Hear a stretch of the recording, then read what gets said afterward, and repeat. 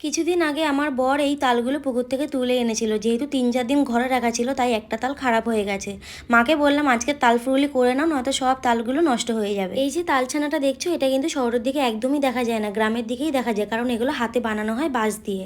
তো আমার যে বরের দাদু আছে, সেই বানিয়ে দিয়েছে তালছানাটা। প্রথমে তালটা ভালো করে ছেনে নিয়ে এরকম একটা জালের সাহায্যে তালটা বের করে নিতে হবে, কারণ তালের ভিতরে অনেকটা ভুসি থেকে যায়। কিছুক্ষণ ঢেকে রাখার পরে ওতে সামান্য নুন, ময়দা, আর হ্যাঁ, এই ময়দার পরিমাণটা বেশি দিলেই ভালো হয়, কারণ ফুরুলিটা সফট হবে। এবারে দিয়ে দেবে চিনি, সুজি আর আটা, আর লাস্টে যে তালের পাল্পটা বেঁচে ছিল ওটা সবটা দিয়ে এরকম হাত দিয়ে যদি ফেটিয়ে নেওয়া হয়, তাহলে কিন্তু তাল মাখাটা ভালোই হবে। মা আগে ঠাকুর ঘরের জন্য কয়েকটা তাল ফুরুলি আলাদা করে ভেজে নিয়েছে, এবার বাকিগুলোও ভেজে নেবে।